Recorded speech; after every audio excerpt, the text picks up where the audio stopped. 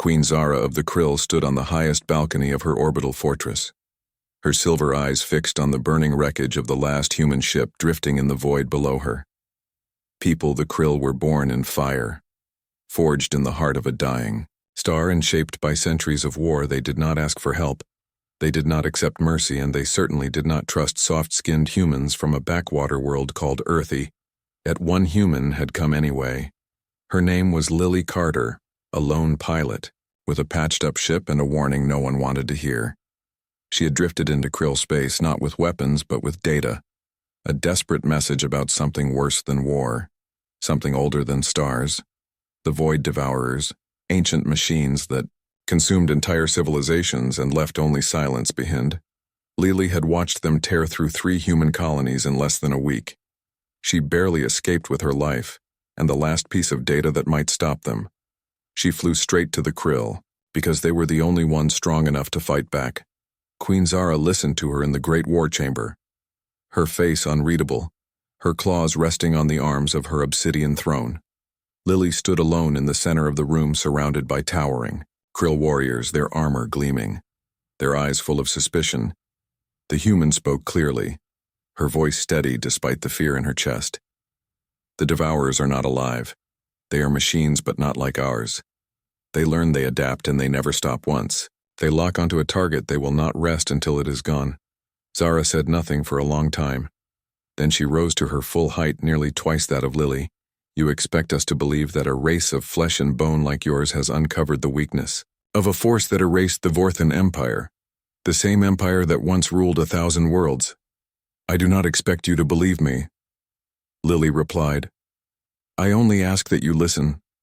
Zara's lip curled slightly in what might have been amusement or disgust. We do not need warnings from children of Earth. Go before I have you thrown into the void.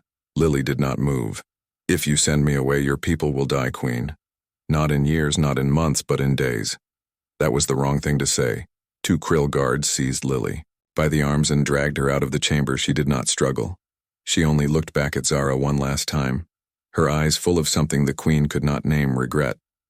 Maybe, or pity. Lily was escorted to her ship. The Wanderer, a battered old freighter, held together by hope and spare parts, she launched without another word and disappeared into the dark. Zara returned to her balcony and watched the stars. She told herself she had made the right choice. 3 days later, the alarm sounded. The Devourers had arrived. They came not as ships but as a storm, a living cloud of black metal that swallowed light and tore through Krill defenses like paper. The fortress shook under their assault. Plasma cannons melted before they could fire. Shields failed in seconds, and warriors fell by the hundreds. Their armor cracked open like shells. Zara fought like a demon, her blade cutting through drone after drone. But for every one she destroyed, 10 more took its place. Her generals died around her. Their last words warnings of the core breach. The Devourers were heading for the heart of the fortress, the central power node that kept the station alive. If it fell, the entire structure would collapse, and with it, the last hope of the Krill people. Zara stood, alone in the ruined war chamber, blood on her claws, smoke in the air, and defeat in her heart. Then her comm crackled. Queen Zara. This is Lily Carter. Zara did not answer at first. I am still out here, she said. And I know how to stop them. Zara's voice was low. Cold. You were told to leave. I tried, but I could not. I have been watching from the edge of the system, and I found their pattern. They are not random. They follow code, and I found the sequence that breaks. Zara turned slowly toward the comm panel. Speak, Lily explained quickly. The Devourers relied on a central hive node hidden deep within the swarm. It controlled all the others. If it was overloaded with a feedback pulse, the entire network would collapse. But the pulse had to be delivered from inside the swarm, and no Krill ship could get close enough. Their advanced tech was instantly recognized and targeted. But my ship, the Wanderer, is old. Lily said they do not see it as a threat. They ignore it like background noise. I can get close enough to plant the devices. Zara stared at the tactical display. The swarm was now only minutes from the core. Why would you do this, Lily Carter? You owe us nothing. Because if they destroy you, they will come for Earth next, and I will not let that happen. Zara was silent for a long moment. Then she gave the order, open the docking bay. Within minutes, Lily was back inside the fortress, running through smoke-filled corridors with a Krill engineer at her side. They worked fast in a sealed lab, welding together a crude pulse device using Krill energy cells and human circuitry. It was not elegant, but it would work. Zara found her there. "You will not survive this," the Queen said flatly. "Maybe not," Lily replied, tightening a wire. "But I will give you a chance." Zara looked at her not as an enemy, not as a weak human, but as something else, something she could not yet name. Before Lily left, Zara placed a hand on her shoulder, a gesture so rare among the Krill that the engineer gasped, "Go then, and may the stars guide your path." Lily returned to the Wanderer and launched into the storm. The Devourer swarm parted slightly as she approached, confused by the primitive design of her ship. She flew low and slow, weaving through the chaos like a ghost, her heart pounding. But her hands steady, she reached the center of the swarm where the hive node pulsed like a black heart suspended in nothing. "Now," she whispered. She activated the device. A wave of chaotic energy erupted from the Wanderer, scrambling the Devourer's code. For just 3 seconds. But that was all Zara needed. From the fortress, the Queen launched every weapon, every drone, every last fighter, straight into the frozen swarm. The explosion lit up the void brighter than 1,000 suns. When the light faded, the Devourers were gone, but so was Lily. Her ship was broken, drifting in silence. Zara sent a rescue team, but they found only an empty cockpit. The escape pod was gone, launched seconds before the blast. For weeks, the Krill rebuilt their home and mourned. They're dead, but Queen Zara spent her nights on the balcony watching the stars, wondering if Lily had made it. Then one evening, a small pod appeared on the edge of Krill space. Zara went herself to meet it. The hatch opened and Lily stepped out alive, bruised, her flight suit torn, but her eyes clear and sharp. "You came back," Zara said. "I had nowhere else to go." Lily replied. Zara did something no one expected. She knelt, not in surrender, but in respect. "You are no longer an outsider. Lily Carter, you are. Krill by blood, if not by birth." Lily looked surprised, then nodded slowly. "I could get used to that." From that day, the Krill and humans began to trade not just goods, but knowledge, trust, and hope. Though many doubted the alliance would last, Queen Zara knew better. She had seen what one human could do when the universe turned dark, and she would never underestimate Earth again. Months passed since the Devourer swarm had been destroyed, and peace settled over Krill space like a thin veil. Queen Zara ruled with the same iron will. But something in her had changed. She no longer saw the stars as a battlefield alone, but as a place where strange alliances could bloom. Lily Carter lived in the lower levels of the fortress, not as a prisoner, nor as a guest, but as something new, a bridge between two worlds. The Krill were slow to trust. They watched Lily with narrowed eyes, whispered behind her back, called her soft blood, but none dared challenge her openly.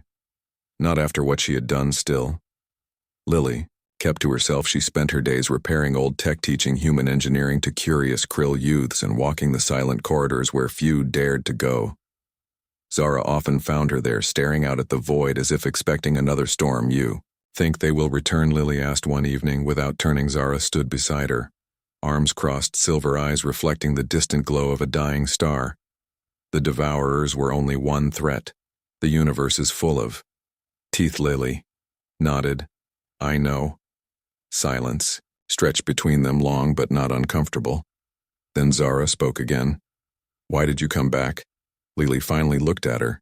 "Because you needed someone who remembered what it felt like to lose everything and still keep fighting." Zara said nothing, but the corner of her mouth twitched, almost a smile. That night, an alarm shattered the calm, not from outside, but from within.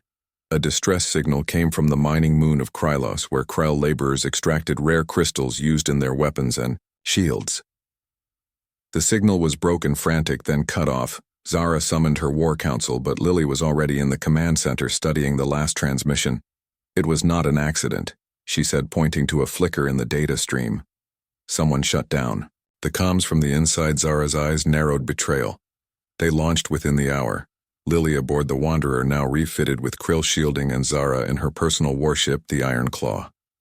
They arrived to silence the moon's surface. Dark, no lights, no movements. Cans showed life signs deep underground, but shielded. "They are hiding," Lily said. "Or being held." Zara led the ground team herself, armored and armed. Lily followed with a pulse rifle. She barely knew how to use, but she would not. Stay behind. They entered the main shaft, the air thick with dust and the smell of burnt wiring deep below. They found the miners huddled in a cavern, their overseer dead at their feet. His throat slit, not by a blade but by something sharp and precise. Then the walls moved, figures emerged from the shadows. Not krill, not human, their skin like polished obsidian, their eyes glowing faintly red. They moved without sound and struck without warning. Zara fought like fire, her blade flashing. But these enemies were fast, too fast. Lily fired her rifle. The pulse blast stunned one long enough for Zara to finish it. What are they? Lily gasped. Scavengers. Zara growled, outcasts who fled the devourers and turned to worse things. They steal tech. They enslave the weak. They are nothing but rats with claws. But these rats had weapons stolen from krill vaults and knowledge they should not have, as they retreated back to the surface. Lily noticed something the scavengers had been digging. Not for crystals, but for something deeper, something buried. She checked the moon's geological logs and found it an ancient vault sealed before the krill even rose to power. They are not here to steal Zara. She said they are here to open. It's Zara's face. Darkened, that vault is forbidden. Why? Because it holds the first mistake of my ancestors. They returned to the fortress, but the damage was already done. 3 days later, a new signal pulsed from the moon. Not a distress call, but a broadcast. A voice speaking in the old tongue of the krill. A language no living throat should know. The vault is open. The voice hissed and the hunger-wake panic spread through the ranks. Even hardened warriors trembled at the sound. Zara called Lily to her private chamber. What is in that vault? Lily asked. A weapon, Zara said, but not one made of metal or fire. It is a living thing, a predator our ancestors created to win a war they could not win any other way, but it turned on them. It consumed friend and foe alike, so they sealed it away and swore never to speak of it again. And now the scavengers have woken it, yes. What does it do? It does not kill it. Rewrites it, takes a being and reshapes it into something loyal only to itself. Lily felt cold. Then we have to stop it before it spread. Zara looked at her. You do not have to do this. I do, Lily said, because if it gets off that moon it will not stop at krill space, it will reach Earth, and I will not let that happen. They prepared in secret this time. No grand fleet. No warning, just 2 ships and a plan born of desperation. Lily modified the Wanderer again this time, adding a resonance dampener based on human biofeedback tech. It would not kill the creature, but might slow it long enough for Zara to plant a core charge at the source. They landed under cover of a solar flare. The moon's surface now crawling with twisted things, once krill, now something else. Their eyes empty. Their movements jerky like puppets. They fought their way to the vault entrance. The air thick with a low hum that made Lily's teeth ache. Inside, the chamber was vast and dark. At its center floated a mass of shifting flesh and metal tendrils, writhing like snakes. It pulsed with a sickly light and turned toward them as if it had been waiting. Zara charged without hesitation, but the creature lashed out a tendril, striking her armor and cracking it like glass. She fell hard. Lily fired the dampener. The hum rose to a shriek. The creature recoiled, its form flickering. Now Zara, she yelled. Zara dragged herself up and threw the charge into the heart of the mass. Run, Lily. They ran as the charge counted down, the creature screaming behind them. Not in pain but in rage. They barely made it to the ships before the explosion tore the moon apart. In orbit they watched the fire bloom. Silent and grim. It is over, Lily said. For now, Zara replied, but the scavengers who opened the vault, they escaped. I saw their ship flee then. This is not over, no. It is not. Back at the fortress, Zara called a full council. For the first time in years she stood before her people, not as a distant queen but as a leader who had fought beside an outsider and lived. We were wrong, she said. We thought strength was isolation. We thought trust was weakness. But the void does not care about pride. It only cares who stands together when the dark comes. Lily watched from the shadows, her heart full in the weeks that followed. The krill began to change. Patrols included human tech advisors. Old archives were opened to joint study, and for the first time a human name was carved into the wall of heroes, Lily Carter. But Lily knew peace was fragile. One night, she stood again on the balcony beside Zerato. You think they will come back? She asked. The scavengers or something worse. Both Zara looked at her, then placed a small object in her hand, a krill bloodstone carved with the symbol of the iron clawware. This, she said, it marks you as under my protection. Lily closed her fingers around it, warm from Zara's grip. Thank youth. They stood in silence as the stars burned. Above them, two women from different worlds, bound not by blood but by choice. And somewhere far away in the deep dark, a ship with black sails turned toward known space, carrying secrets and hunger and the promise of war. But for now there was calm, and that was enough. The black sail ship moved like a shadow between stars, no signal, no heat, no trace, only whispers carried on dead comms channels. It was called the Maw, and those who saw it never lived to name it properly, but Lily Carter had seen its design before in old human records from the fringe colonies where entire outposts vanished without a sound. She brought the data to Zara one morning, while the Queen reviewed fleet reports in the war chamber, now rebuilt with wider halls and softer light, a sign of change. This is not scavenger tech, Lily said, placing a hollow image on the table. It is older than the Devourers, older than the Vault Predator. It is something else. Zara studied the jagged outline of the vessel, her silver eyes narrowing. Our scouts report it circling the outer rim of krill space, always just out of range, always watching. Why now? Lily asked. Because we are weak, Zara replied. Because we showed mercy. And in the eyes of the old powers, mercy is a crack in the armor. They increased patrols, doubled sensor sweeps, and shared early warning codes with human outposts near the border. But the Maw stayed just beyond reach, like a ghost testing the edges of a dream. Then came the silence. Not an attack, not a signal, but a sudden quiet from 7 human listening posts along the frontier. No distress calls, no debris. Just empty channels. Lily knew what it meant. They are gone, she told Zara, her voice tight. The Queen did not hesitate. Assemble the joint task force for the first time. Krill warships flew in formation with human frigates, their crews speaking a mix of guttural Krill and broken English.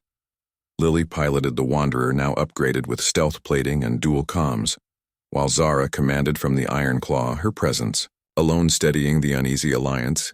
They arrived at the last known post orbiting a frozen moon. The station hung dead in space. No lights, no movement. Lily docked alone against Zara's wishes. But she knew human systems better than any krill inside. The air was cold. The walls covered in a thin layer of frost, but no bodies, no blood. Just empty corridors and consoles, still running soft hums in the dark. Then she found the log. The final entry showed a crew member staring into the camera, eyes wide, not with fear but with wonder. It is beautiful, he whispered, it sings. Then static Lily played it for Zara back on the Iron Claw. That is not possession. Like the vault creature, Zara said, this is different. This is invitation. They traced the signal back, not to a ship but to a point in empty space, a gravitational anomaly no one had noticed before. Rift Lily ran simulations and confirmed it. The Maw was not a ship. It was a key, and it had opened something. They prepared for the worst. Zara ordered all non-essential personnel to evacuate the outer colonies, while Lily worked with krill engineers to build a resonance net, based on the same principle that stopped the Devourers, but tuned to disrupt mental frequencies, not machines. We do not fight this with guns, Lily said. It wants us to come, it wants us to listen. Then we give it silence, Zara replied.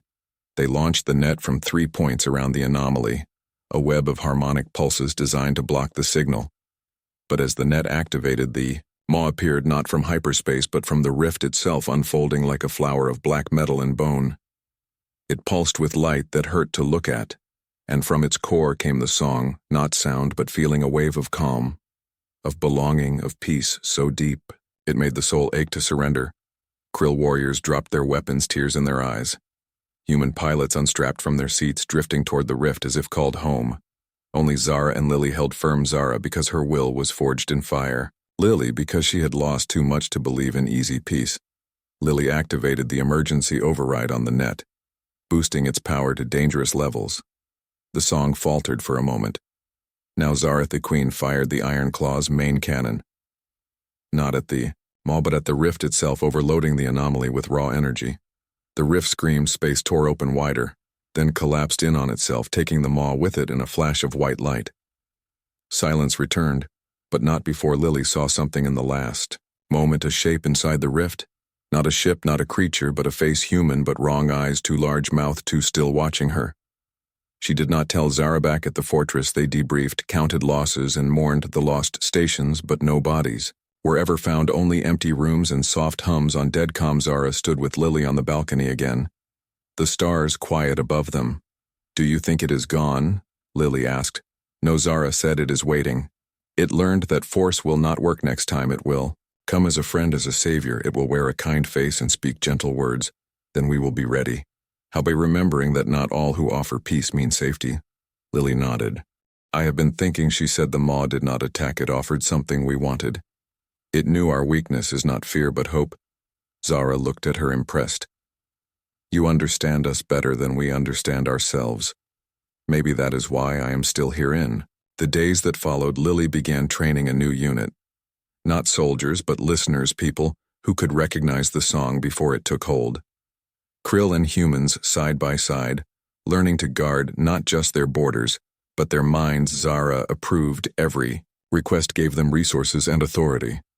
The old guard grumbled, but none opposed her openly. Not after the Riftone evening. Lily found a small package in her quarters. Inside was a Krill memory crystal and a note in Zara's sharp script watch. This she activated it. It showed Zara as a young warrior standing over a fallen enemy. Not with pride, but with sorrow. The enemy was her brother, lost to a war. Neither wanted. The Queen had never spoken of it. Lily understood then that trust was not just given, it was shown. She recorded her own memory the day Earth lost Mars' colony. The smoke, the silence, the weight of being the only one left, and sent it to Zorano. Words were needed. Weeks turned to months, and the Joint Task Force became permanent, renamed. The Silent watched, their symbol a closed ear over a burning star. Lily rarely flew combat missions. Now she taught strategy, mentored young pilots, and walked the halls of the fortress like she belonged, because she did. One night during a system drill, an alert flashed red, not from the outer rim but from deep inside cryospace. A civilian transport had gone dark near the crystal fields. "Same pattern," Lily said. "Same silence." Zara stood immediately. "We go together." As they launched, Lily felt the old fear, but also something new, certainty. The universe was full of teeth, but it was also full of hands willing to hold yours in the dark. And as the Iron Claw and the Wanderer flew side by side into the unknown, two women from different worlds, ready for whatever song the void would sing next, Lily knew one thing for sure. She was no longer alone. The transport ship drifted near the crystal fields, its hull intact, but its lights dead. No signals, no movement, just silence like the others.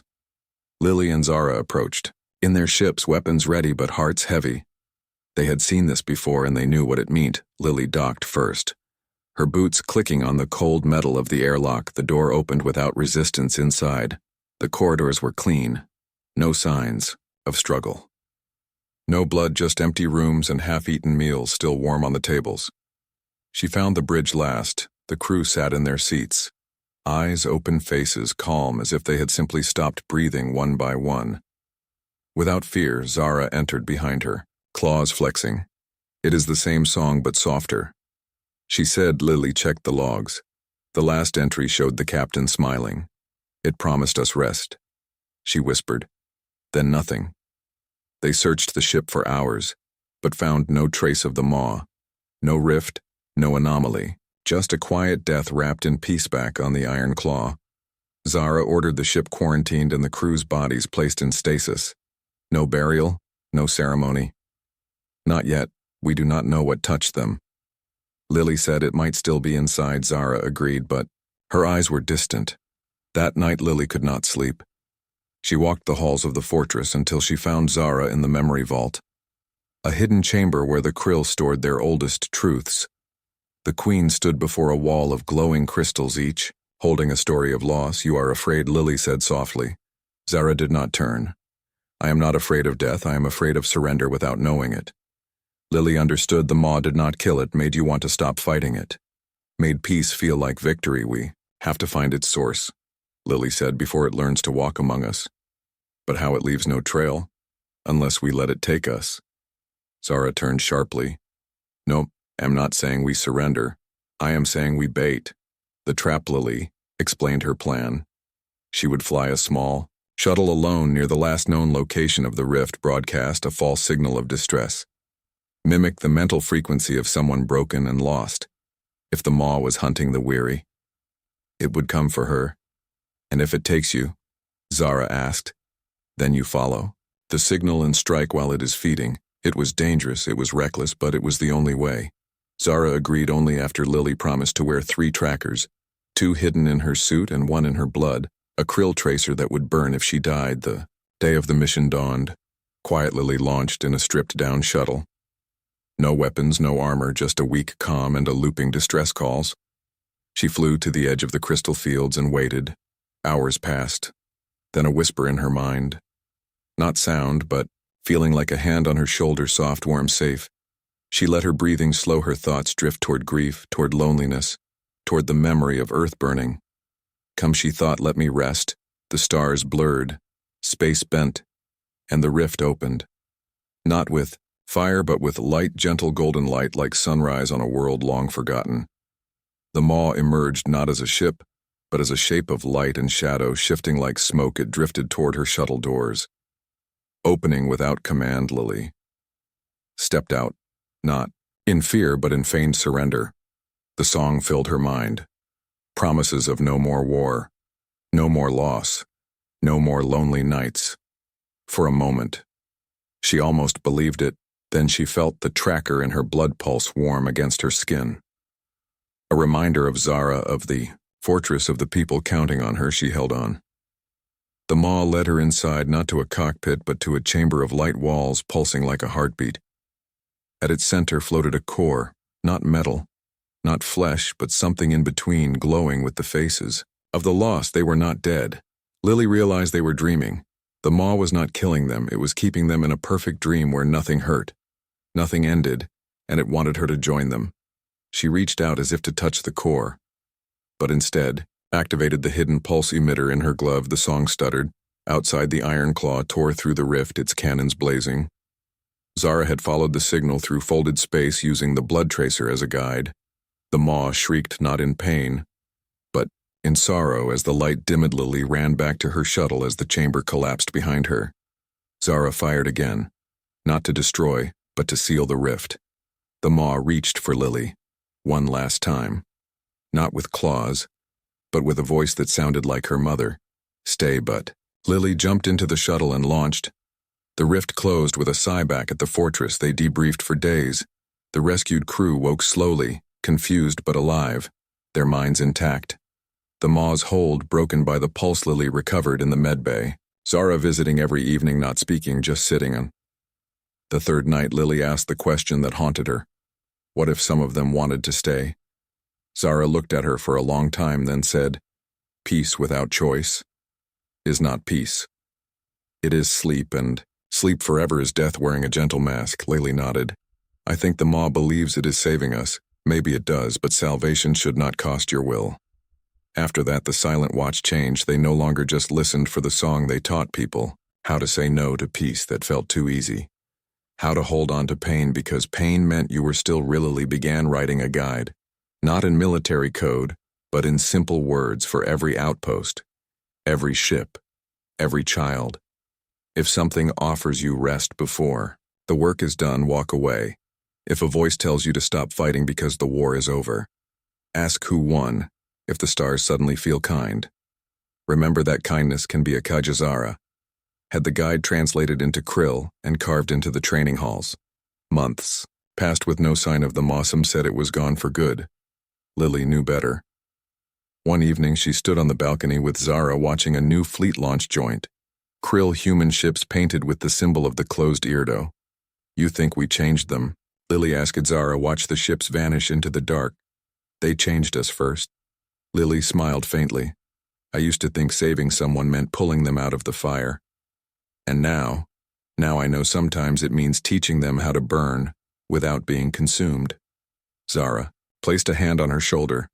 You have become more Krill than you know, and you more human.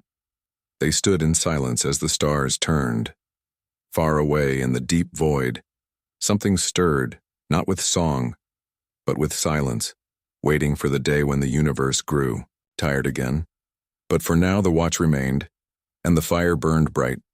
Peace lasted longer this time, nearly a full cycle of the twin moons, and for the krill that felt like an age. Lily Carter walked the halls of the fortress. Not as an outsider, but as a teacher, her voice now familiar in training rooms where young warriors learned to question comfort as much as they questioned fear. She taught them that the quietest threat wears a smile and speaks in promises. Not scream, Queen Zara watched, from afar proud but wary. She knew the calm was not an end but a breath before the next storm, and storms always returned. It began with a whisper. Not in space but in dreams. Krill warriors woke, gasping, their minds filled with images of a golden city. Floating among stars, no war, no hunger, no loss, just endless light and song. They spoke of it in hushed tones at first. Then louder as more were touched, Lily heard the reports and felt cold. It is not the maw, she told Zara, this is something else. It is using the same method, but the feeling is different. Less sorrow, more joy, too much joy. Zara summoned the silent watch immediately.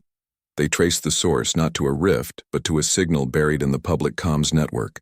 A soft hum hidden inside. Music broadcast, news feeds, even children's stories. Someone had planted the seed inside their own system. So Lily asked. A traitor, Zara said, one who believes the dream is better than the fight. They locked down all networks, ran deep scans, and found the origin. A small relay station near the outer trade ring run by a krill engineer named Vorik. Once loyal, once wounded in the Devourer War. They brought him in not in chains but in silence. Vorik did not resist. He sat in the interrogation chamber, calm eyes bright with something Lily recognized. Hope, twisted into delusion. They showed us the city. He said softly, "It is real, it waits for us, we do not have to bleed anymore." "Who showed you?" Lily asked, the voice of peace. Zara leaned forward. What did it ask for in return? Nothing, he smiled. It only asks that we open our hearts. Lily exchanged a look with Zara. This was worse than force, this was belief. They could not execute him. Belief could not be killed with a blade. So they did something unexpected. They let him speak in the Great Hall before warriors and humans alike. Vorik described the Golden City, its towers of light, its endless sky, its promise of rest. When he finished, Lily stepped forward. Is there pain in this city? She asked. No, he said, no pain, no fear, no death. Then it is not real, she said. Because pain means you are alive. Fear means you care. Death means you loved something enough to lose it. A world without those things is not paradise. It is a story told to the tired, murmurs rose in the hall. Vorik frowned. But what if I am tired, then rest, she said, but do not sleep forever. Zara stood then, her voice ringing like steel. We will not ban the dream, but we will not follow it blindly if peace comes. It must come with eyes open, not closed. Vorik was placed under watch, not as a prisoner, but as a warning. The signal stopped, but the idea remained like a seed in dry soil. Waiting for rain. Weeks later, a human freighter sent a strange message. Not a distress call, but a song's simple melody played on an old earth flute. The same tune heard in the dreams. Lily recognized it. It was a lullaby her mother used to sing. Her blood ran cold. They tracked the freighter to a dead zone near the shattered remains of the mining moon. It floated, silent engines off, no life signs. Lily boarded alone, her pulse, rifle ready but her heart heavy. Inside she found the crew seated in a circle. Hands linked, eyes closed, smiling. On the console played the lullaby on loops. She shut it off. The moment the music stopped, their eyes flew open, not with fear but with anger. You broke it, one whispered. Lily backed away slowly. Broke what? The peace. There is no peace here, only sleep.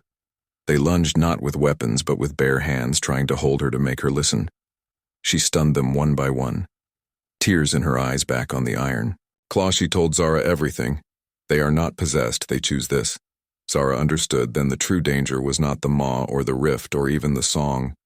It was the weariness in every heart after too much war, too much loss, too much dark. We cannot fight a wish, Lily said. No, Zara agreed, but we can give them something worth staying awake for. They called a gathering not of soldiers but of builders, poets, healers, and teachers, human and krill together. They shared stories not of battles but of small victories, a child's first word, a garden grown in a metal dome, A song written after grief, Lily spoke. Last I lost everything once, she said. And for a long time I wanted the quiet too. But then I met someone who showed me that pain can be a bridge, not just a wound, and that fighting does not always mean with claws or guns. Sometimes it means waking up every morning and choosing to care. Even when the universe says, stop, silence filled the hall. Then slow claps, then cheers. The dream did not vanish, but its hold weakened. The golden city faded from dreams, replaced by real faces. Real hands, real work. Vorik asked to join the silent watch. The freighter crew recovered slowly, ashamed but grateful. Lily visited them often. One evening as she walked the lower decks, a young krill girl stopped her. Are you the human who said no to paradise? Lily knelt. He said yes to this world, even with its cracks. The girl smiled, then handed her a small carving. A human and a krill standing back to back. For you, Lily took it heartful later. She found Zara on the balcony. We did not win, she said. No, Zara replied, but we reminded them why they fight. Stars burned above, quiet but not empty.